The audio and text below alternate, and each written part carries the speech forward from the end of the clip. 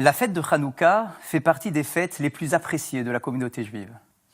Allumer des lumières en plein cœur de l'hiver, en souvenir de ce fameux miracle de la fiole d'huile qui, au lieu de s'éteindre au bout d'une journée, a duré pendant 8 jours. Mais nous n'allumons pas que pour cela. Nous marquons également la victoire de la lumière sur l'obscurité, l'esprit sur la matière. Mais pas simplement cela. Lorsque nous allumons les lumières de la Hanoukia, nous les mettons à notre fenêtre, à l'extérieur, vers l'extérieur. Pourquoi ? Pour montrer notre contribution au monde, la lumière que nous voulons amener vers l'extérieur, pas simplement la nôtre. Eh bien, pour nous montrer comment éclairer le monde de 1000 façons différentes. Aujourd'hui, j'ai le plaisir de recevoir Gilbert Montagnier. Gilbert, bonjour. Bonjour. Merci d'être là. Quel plaisir. Vous savez que c'est dingue parce que je vous entendais parler et j'avais envie justement de parler de la lumière que l'on apporte au monde. Et vous m'avez devancé d'une belle façon. Et c'est vrai, vous qui nous regardez, et vous qui n'êtes pas peut-être de la communauté juive, je voudrais que vous sachiez que cette lumière, on ne la garde pas pour nous du tout. C'est-à-dire qu'on la porte, c'est une lumière humblement, hein. On n'a pas humblement, on la porte au monde. La lumière, c'est quelque chose... Alors, vous pouvez peut-être penser que je ne suis pas le mieux placé pour en parler. Eh bien, pas du tout. Moi, je me trouve assez bien placé pour en parler, parce que la lumière, je l'ai toujours ressentie. Moi qui ne vois pas du tout avec les yeux, j'ai toujours ressenti, par contre, la lumière. D'ailleurs, quand j'étais plus petit, j'avais plus de flashs de lumière. Mais j'en ai encore, quelquefois. Et je trouve ça très beau. Alors, ce qui est très beau aussi, c'est que quand la lumière disparaît, pour moi, il ne fait pas noir. Parce que je ne sais pas ce que c'est. Du tout. Alors Gilbert, vous avez écrit un livre magnifique, « Au jardin de ma vie ». Vous allez nous raconter, on va bien évidemment partager ensemble ce voyage que vous nous proposez, non pas vers l'avenir, mais plutôt sur votre passé, sur votre origine, sur l'histoire de votre famille. Mais avant cela, avant votre lumière à vous, je voudrais que l'on prenne quelques instants pour parler d'une autre lumière, la lumière de votre maman.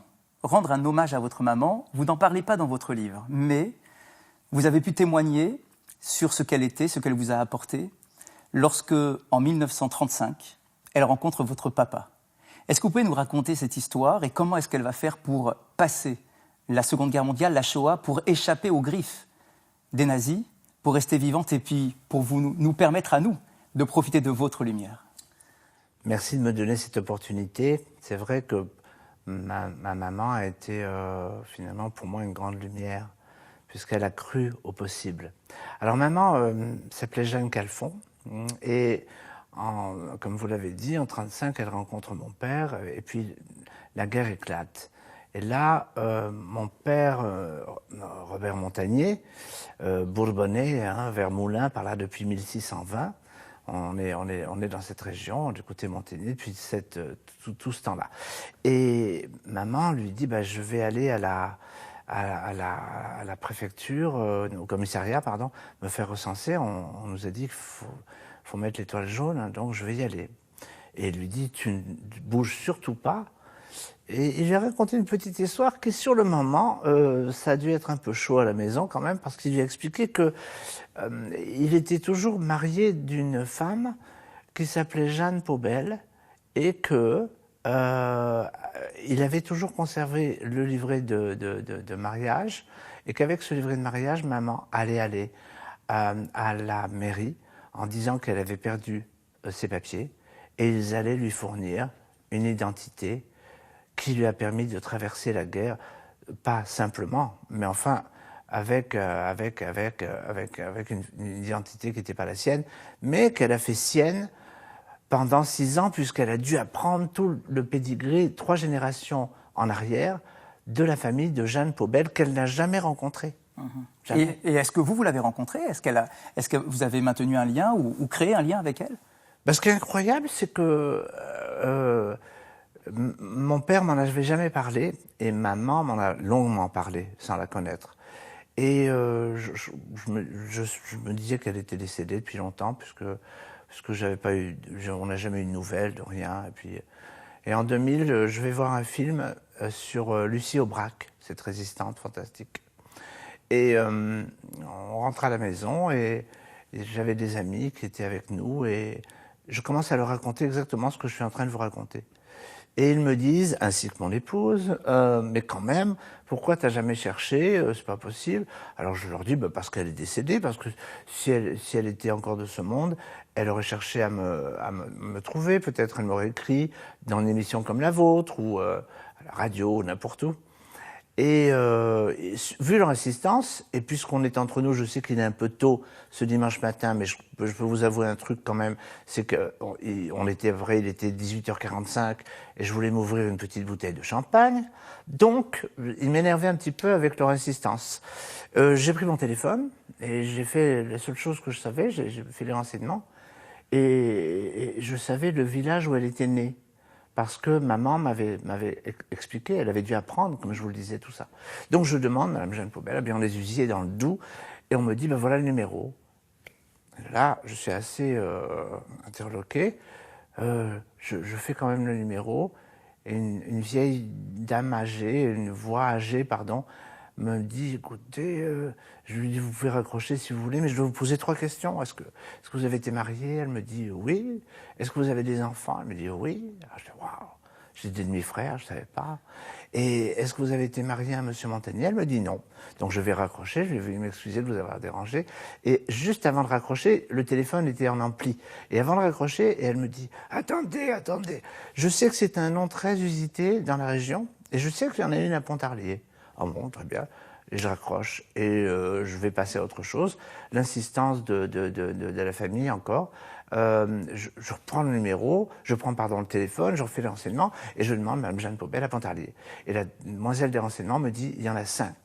Et là, je lui dis écoutez, donnez-moi la première qu'on en finisse parce que quand même.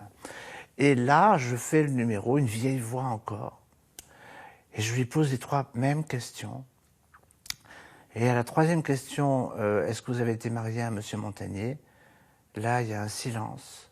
Et elle éclate en sanglots. Et elle me dit, oui, mon petit, je savais qu'un jour tu m'appellerais. Quand je te voyais à la télé, je savais que c'était toi. Et moi, qui ne l'ai jamais cherché, en 12 minutes, je l'ai trouvé. Et c'est incroyable. Je suis en train de vous le raconter, mais je n'y crois encore pas. Et on l'a très bien connue pendant 4-5 ans. J'ai pu la prendre dans mes bras, la remercier d'avoir sauvé maman, parce qu'elle ne le savait pas, elle ne savait absolument rien. J'étais un peu long, mais il fallait que je vous explique. Magnifique. Donc du coup, voilà l'origine de votre lumière. Alors, vos parents ont une famille simple. Oui. Ils essayent de construire leur famille avec des valeurs humaines, des valeurs très importantes. Ben oui. Vous n'êtes pas le premier de la famille. Et non. a priori, vous n'étiez pas tellement désiré à l'origine. Au départ, non, parce qu'ils avaient déjà 3 enfants, ils avaient une chambre et une cuisine, donc ça les arrangeait pas trop, hein, sûrement. En plus, ils étaient sereins, puisqu'on avait dit à maman que j'étais un fibrome. À l'époque, il n'y avait pas les échographies. Donc le fibrome, c'est moi. Voilà. Un joli fibrome. Et oui, maman, oui. Et donc, je suis né à 5 mois et demi, sur la table de la cuisine, rue des Pyrénées.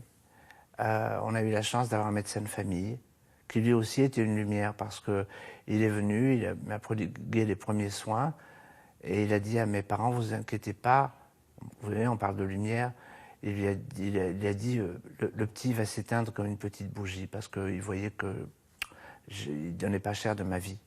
Seulement ce qu'il ne savait pas, c'est que moi je voulais rester. Et donc on m'a transporté très rapidement à l'hôpital. L'hôpital du secteur a dit ben non, mais c'est pas pour nous ça, mais ça respire encore. Donc on va l'emmener en néonatalité à Port-Royal, au centre des prématurés. Et là, je suis resté 3 mois et demi. Et vous parliez du livre Au jardin de ma vie, c'est de ça dont je parle. J'ai tenté de faire un voyage introspectif, c'est-à-dire que bien sûr que je savais mon histoire, la couveuse et tout ça, mais j'avais vraiment jamais réfléchi au fait que est-ce que je pourrais retrouver des sensations, des bruits, des odeurs de cette période qui a été finalement, entre 5 mois et demi et à terme, la période qui m'a vraiment construit. Et vous nous racontez comment vous retournez dans ce service et oui. comment vous reconnaissez certaines odeurs, certains bruits qui vous ont finalement bercé lorsque tout était arrêté autour de vous. Oui, j'ai pu faire une analogie avec ce que j'avais vécu. vous rendez hommage au professeur du service qui a été capable de mettre des mots, c'est-à-dire d'accompagner vos parents, de leur parler. Professeur Minkowski, une sommité, toujours, à l'heure actuelle. D'ailleurs, le service porte toujours son nom, là-bas. Il a dit à maman, vous pleurez aujourd'hui, ben, vous viendrez me remercier, vous verrez. Et moi, j'ai pu le remercier, imaginez. Un jour, dans une émission de télé, je ne savais pas qu'il allait être là, et il était là. Et je l'ai remercié parce que, d'accord, ils m'ont mis un dosage d'oxygène, on va appeler ça la lumière, très forte, trop forte. Mais s'ils n'en avaient pas mis assez, je ne pourrais pas vous le raconter aujourd'hui. Donc on m'a peut-être, c'est ce que j'explique dans mon livre, on m'a peut-être altéré la vue, ça c'est le cas de le dire, et encore, je pourrais en débattre, mais ils m'ont sauvé la vie. Quand je dis je pourrais en débattre, c'est-à-dire que moi je considère que j'ai ma vision à moi, et qu'elle est tout aussi intéressante que celle de n'importe qui. Vraiment. D'ailleurs, vous dites quelque chose, je lis juste une phrase dans votre livre, où vous dites « Je n'ai jamais vécu ma cécité comme un handicap. Non, je ne rêve pas de voir comme vous, les voyants, car je vois comme moi, un non-voyant. Et c'est très bien comme ça. » Mais c'est ça. C'est ça. C'est un peu mon problème, parce que souvent les gens autour ne comprennent pas ça. Que moi, je ne vois pas ma cécité comme un handicap. Ben non. Je vois ma cécité comme une vie avec des situations des fois un petit peu compliquées. Mais je trouve que les situations compliquées sont là pour être dépassées. On doit justement avoir cette force de vie, cette force de croyance au possible quand on a un problème. Quand tout va bien, il n'y a pas de problème. Mais je trouve que quand on a un petit problème, c'est là qu'il faut, vous qui nous regardez, peut-être vous traversez une situation compliquée, croyez-moi, ça va passer, parce que ça s'arrange. Ça s'arrange, mais faut-il croire au possible? Parce que pas croire au possible, d'après moi, en toute humilité, c'est ne pas croire en la lumière du ciel, en la lumière d'Hachem. C'est très important de croire au possible. Parce que lui a rendu les choses possibles dans ce monde, puisqu'il a tout créé. D'ailleurs, quand je dis lui, veuillez m'excuser, ça m'appartient, mais moi, pourquoi on dit toujours que c'est au masculin? D'après moi, je ne suis pas du tout sûr de voir ça comme ça. Et vous savez d'ailleurs, en hébreu, dans les textes des prières, on a des fois, effectivement, on s'adresse à Dieu au masculin, mais des fois au féminin également, puisqu'on ouvre tous les champs du possible dans notre relation. Mais surtout que la femme est la créature magique. Bien évidemment. Ben oui. Oui. Et d'ailleurs, dans votre livre, vous parlez de Dieu. Il y a une phrase où vous parlez de Dieu comme si c'était le cadeau qu'il vous avait fait, cette cécité. Oui. C'est tout de même incroyable d'affirmer une chose pareille. Ben moi, je le sens comme ça. Je remercie souvent de ce fait-là, de voir la vraie lumière. Et votre attrait pour la musique. Alors effectivement, on le dit généralement, lorsqu'il y a un de nos sens qui est manquant ou défaillant, alors on essaye de canaliser sur les autres sens. Cette musique, vous la découvrez, vos parents investissent énormément, alors qu'on a expliqué tout à l'heure, leur situation financière est, on va dire, assez difficile. Malgré tout, ils vont vous acheter un piano très rapidement et le mettre dans une maison où il n'y a pas de place pour mettre un piano d'ailleurs. Ben, c'est ça, on a acheté un piano à 25 000 anciens francs et la seule place pour que ce piano entre dans l'unique chambre, il fallait casser la cheminée. Donc mon père, avec une masse, il a cassé, je me rappelle très bien, il a cassé la cheminée. De l'appartement qui ne vous appartenait pas? Ah, du tout, on n'avait pas le droit, vraiment, mais enfin, c'est pas grave. Dieu était avec nous, donc il n'y avait pas de problème. Et mon frère et mon père ont monté le piano sur le dos, puisqu'on n'avait pas de blé pour payer un déménageur, c'est évident. Mais j'ai eu mon piano. Mais la musique, pour moi, c'était comme si c'était écrit. Je veux dire que ça a été tout naturel. Du côté de maman, du côté de chez les Calfons, ils étaient musiciens amateurs, ils jouaient du banjo, de la guitare, de l'accordéon, tout ça. Et à 5 ans, en classe, j'étais dans une école chez les non-voyants, parce que de toute façon, à cette époque-là, on ne nous acceptait pas dans les autres. Donc j'étais chez les non-voyants, une très bonne école d'ailleurs, très bon département de musique, et j'ai commencé le piano à 5 ans. Et je n'oublierai jamais le toucher d'un clavier, la beauté de la première fois que j'ai entendu une gamme, et surtout la beauté de chaque harmonie qui pouvait aller sur chaque note. Et là, je me suis dit, c'est ça, bien sûr je veux faire. Je veux, oui. Et comment vous allez finalement petit à petit pénétrer vraiment dans le métier? Il y a une histoire que vous racontez. Vous avez même fait l'expérience des États-Unis en 70. Oui. L'expérience était un peu difficile au début. Vous avez eu des problèmes vous avez souffert aussi pour vous nourrir simplement. Il a fallu tendre la main pour avoir de quoi manger. Ça m'est arrivé. Comment est-ce que vous avez pu rebondir et persister dans cette voie? Par la fameuse croyance au possible. Je pense qu'une mauvaise situation n'est pas là pour durer. Et le plus on croit au possible, le moins longtemps cette mauvaise situation va durer. Et j'ai toujours raisonné comme ça. Mais en fait, ce qui m'a vraiment déclenché, c'est que 3 ans avant, en 1967, je vivais chez ma tante à Philadelphie. Et imaginez, pour moi, c'était la première fois, vous savez, pour nous, d'où nous venions, d'aller en Amérique, ça voulait vraiment dire quelque chose, quoi. Et il y avait un concours amateur, quand même 5000 personnes. Ils étaient peut-être 4500, hein, finalement, j'ai pas compté, mais à peu près. Et j'ai joué, et puis il se trouve que j'ai eu la chance que ça a vraiment marché, quoi. Ça a vraiment très bien marché. Et là, je me suis dit, hey, peut-être que ça serait bien, ça veut dire que tu peux le faire. Et j'ai aussi, bon, je voyais que la musique était un vecteur de rencontre.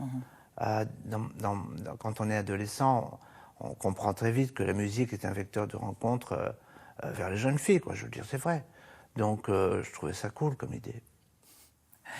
Ensuite, vous allez retourner en France. Quel va être votre parcours ici? Est-ce que les liens d'amitié, vous parlez beaucoup d'amitié dans votre livre. Ouais. Alors, vous dites qu'il y a 2 catégories d'amitié, 2 sortes d'amitié. Il y a l'amitié simplement de l'apparence, c'est-à-dire avec notre environnement, pas forcément proche, mais voilà, d'avoir un bon contact avec ceux qui sont autour de nous. Vous parlez de l'amitié avec votre public. Et puis, il y a l'amitié qui sort du cœur, celle qui est profonde, celle qui nous touche.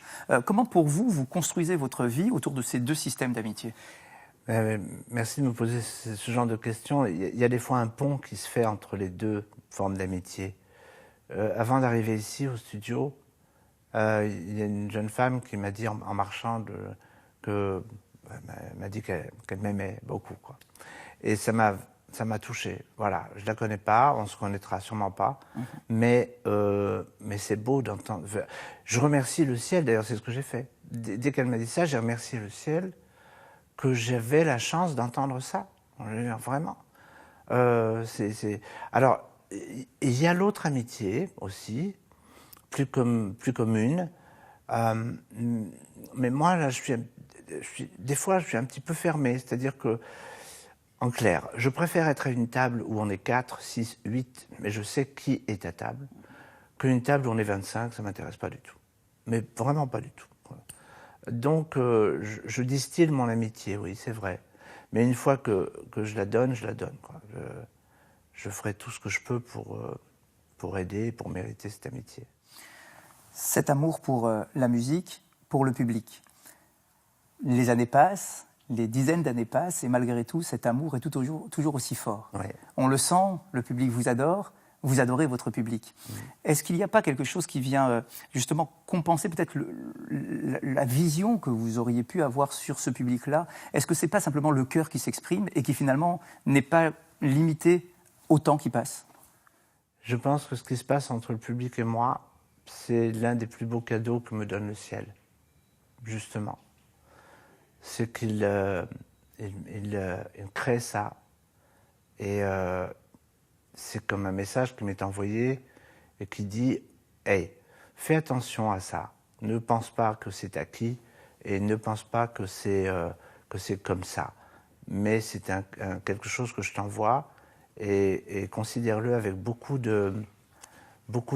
c'est pas la bienveillance, beaucoup d'attention. Et c'est pour ça que, vous savez, dans le public, pour moi, j'ai une devise qui est que tout le monde est différent et important.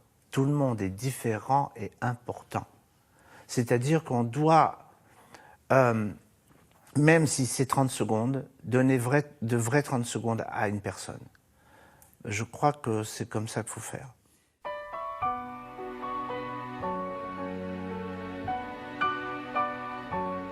Alexandre le Grand arrive à Jérusalem au IVe siècle avant notre ère. Les Grecs se sont installés dans la région. Au IIe siècle avant notre ère, Antiochus Épiphane IV prend le pouvoir. l'enseignement et la pratique du judaïsme deviennent hors la loi. Le temple est profané. Commence alors la révolte maccabéenne. Elle aboutira à une grande victoire contre l'Empire grec et à la purification du temple. Juda Maccabée réinaugure le temple du 25 Kislev 3622 à Hanouka.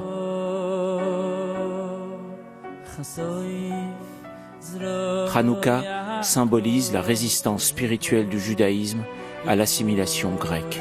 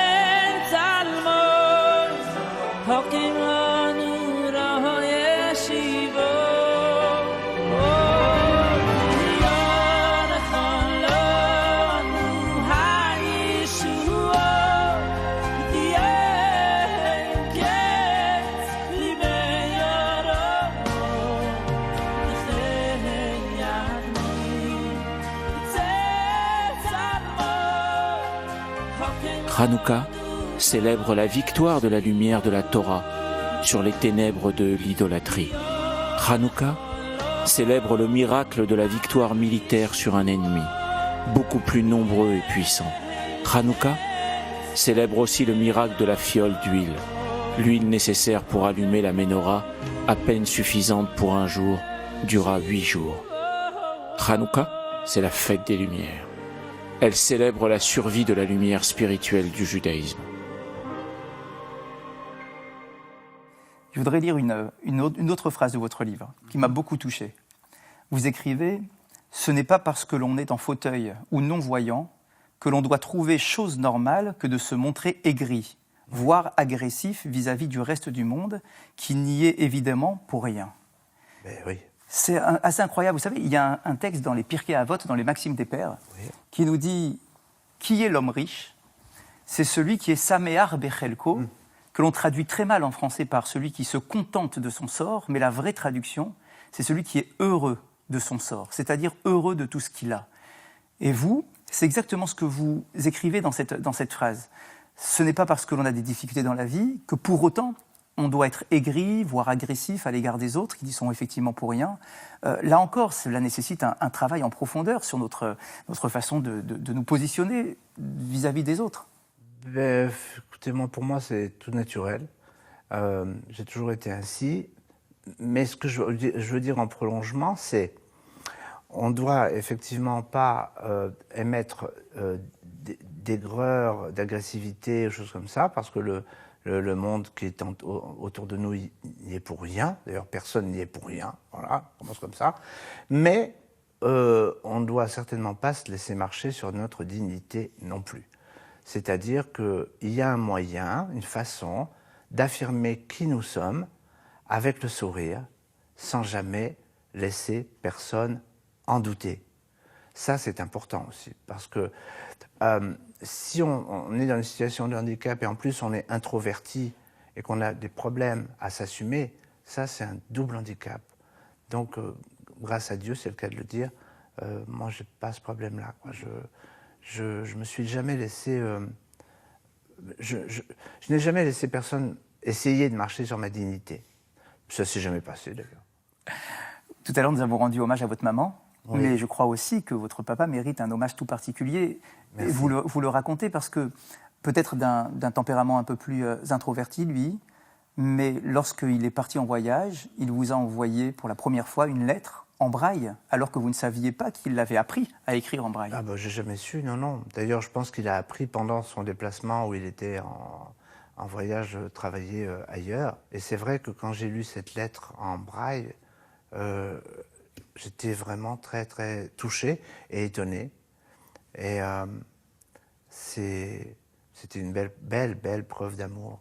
Alors, votre maman était une magicienne parce que vous dites que vous n'avez jamais manqué de rien, alors que la situation financière était quand même difficile. Comment est-ce qu'elle arrivait à faire cette magie pour vous donner autant d'amour et puis aussi de confort matériel, en tout cas, tout ce qui était nécessaire pour vous? Absolument. Mon premier orgue, vous savez qu'à l'époque, les femmes ne pouvaient pas prendre de crédit seules. Quand on y pense, c'est dingue.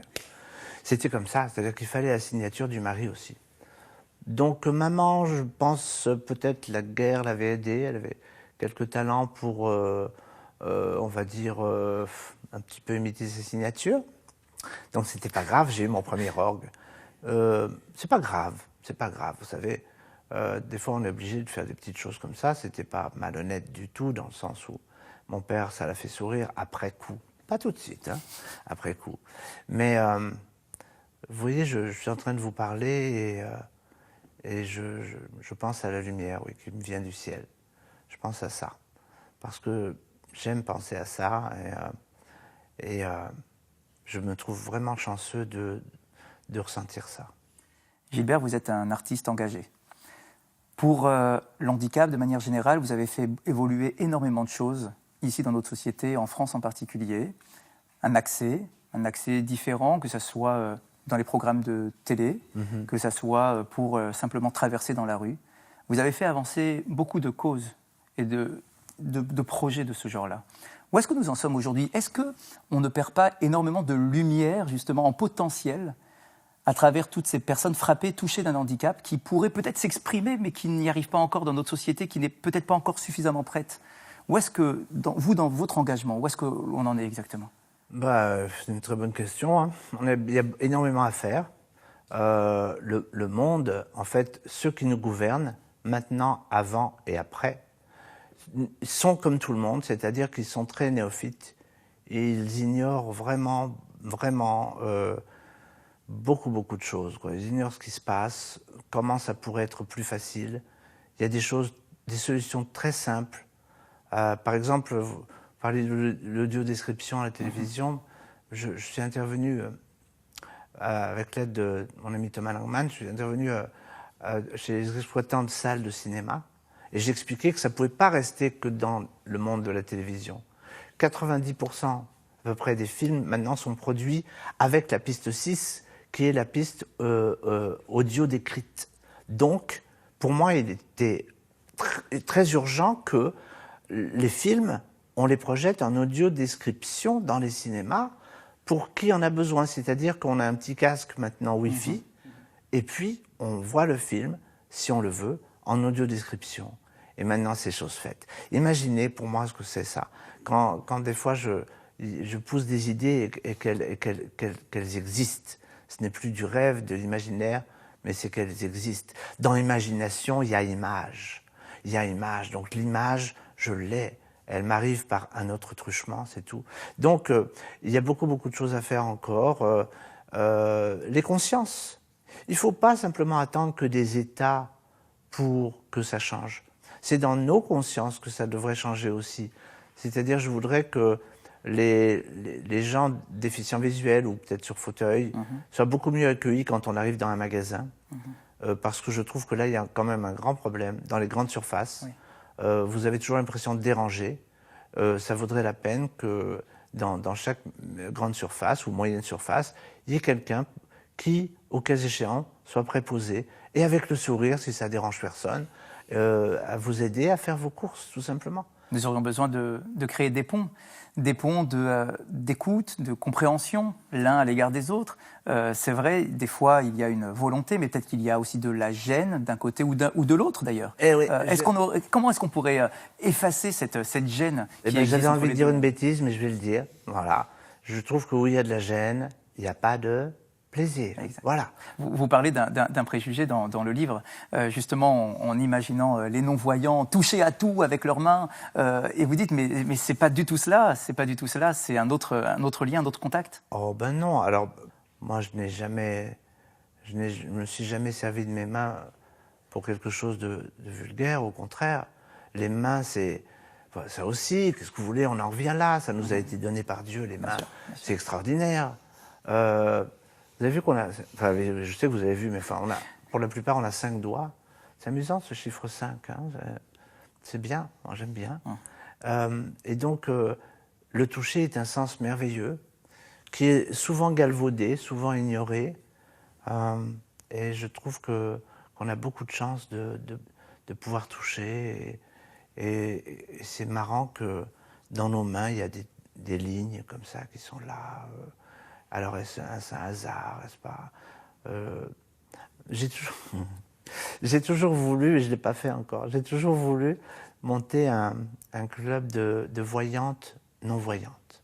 Ça m'amuserait, voilà. Mais bon, peut-être un jour. Mais ça n'a rien à voir avec ce dont on parle, je sais. Je m'égare. Gilbert Montagnier, comment est-ce que vous vivez la fête de Hanouka? Notre thème aujourd'hui, c'est la lumière de Hanouka. Comment est-ce que vous vivez cette fête? Est-ce qu'il n'y a pas justement un décalage entre cette lumière? Enfin, vous avez bien évidemment déjà beaucoup parlé. Et puis, votre façon à vous de vivre cette fête. Est-ce que c'est une fête familiale? Est-ce qu'elle porte des valeurs que vous essayez de transmettre? Comment vous construisez cette approche? Merci de me ramener à Hanouka.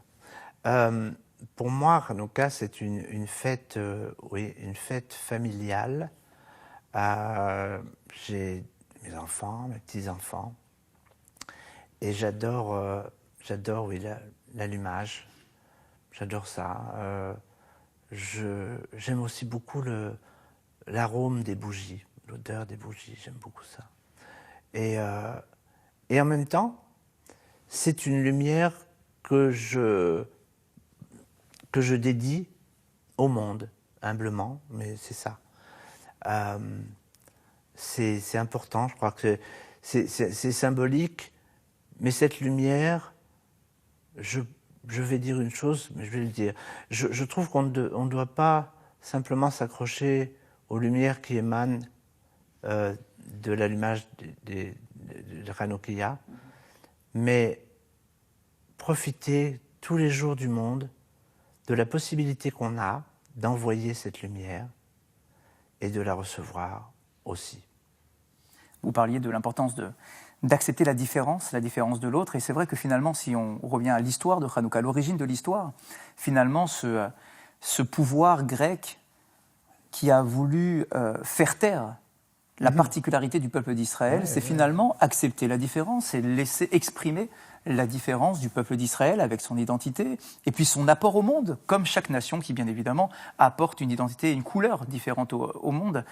Finalement, Hanouka, c'est exactement aussi cette acceptation de la différence. Mais oui, et l'acceptation aussi de comprendre que Israël n'est pas un hasard, que c'était prévu et que c'est pour le bien. Et que on doit remercier et en même temps avoir cette humilité de savoir qu'on peut humblement apporter au monde, tout tout simplement. Hanouka, c'est aussi le chesed, c'est les actes de générosité, de tzedaka. Alors, on a eu l'occasion d'en parler déjà ensemble. Vous étiez parrain de l'appel de la tzedaka. Absolument. Vous avez toujours soutenu ce genre de projets, de programmes, de dons vers l'autre. Est-ce que aujourd'hui, est-ce que les choses avancent par rapport à cela? Est-ce que on a été capable maintenant d'ouvrir de plus en plus nos cœurs, nos portes, nos mains vers l'autre, vers le souci du bien-être de l'autre, tout simplement?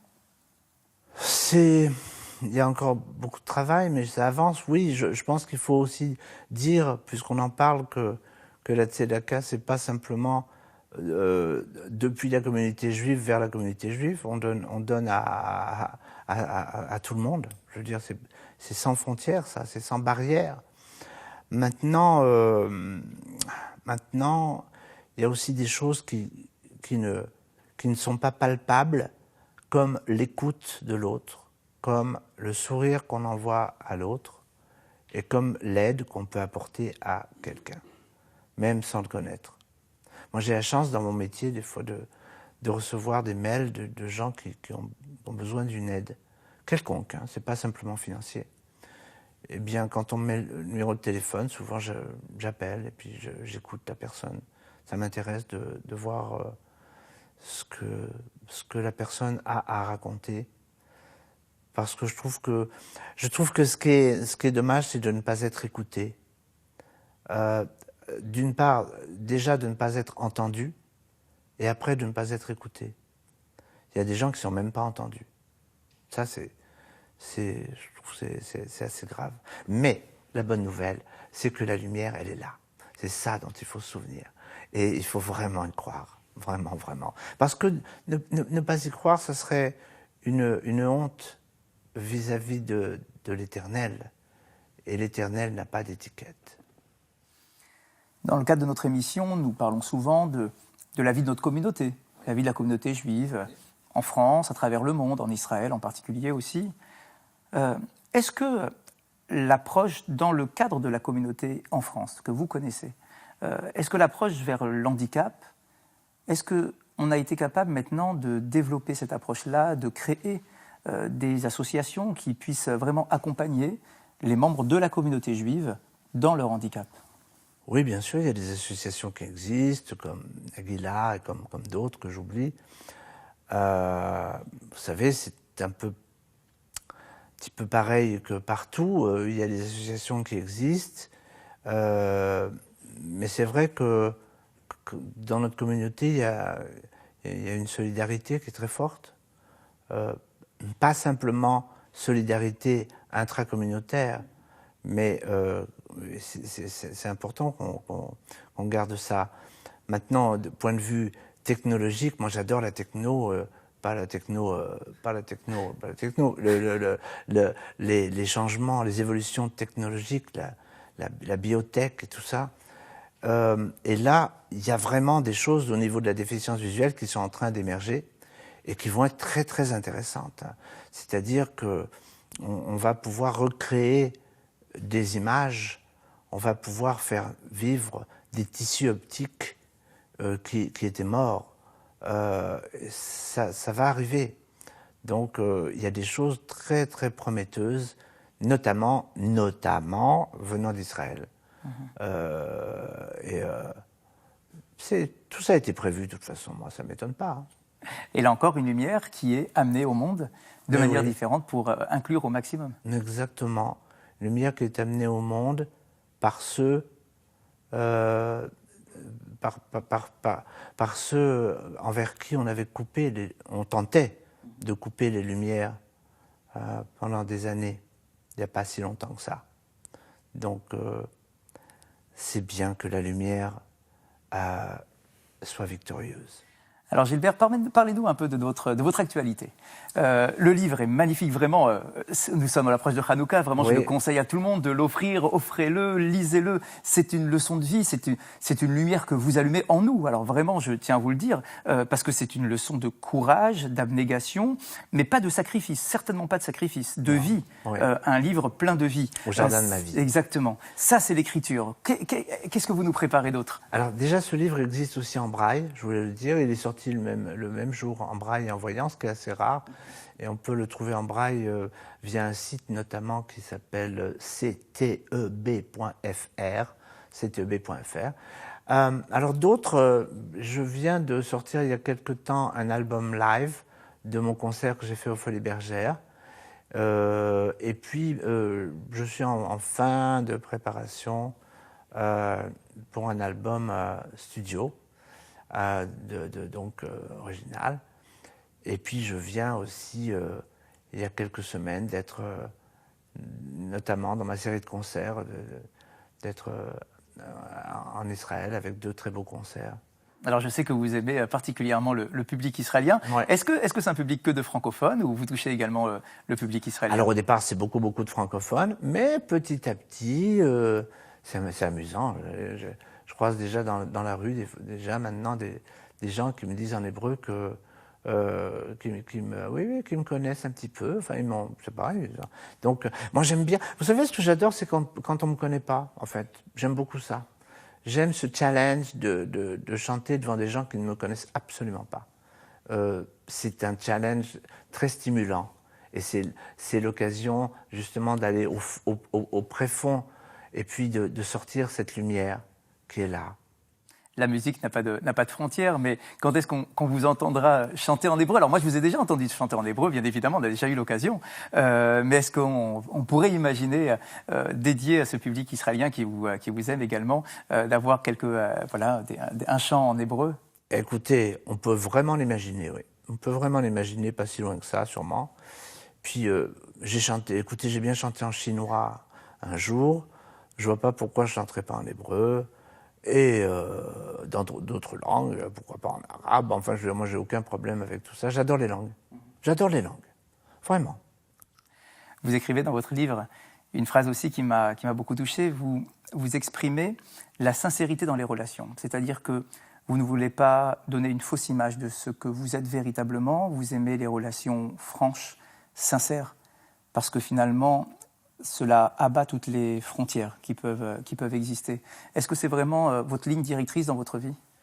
C'est-à-dire que je ne saurais pas donner une autre image que celle que j'ai. Pour moi, tout est naturel. Hein. Il n'y a rien de surfait. Je suis comme je suis, avec mes failles et mes lumières. Voilà, tout simplement. Gilbert, merci beaucoup. Merci pour cet échange. Merci pour cette sincérité. Avec plaisir.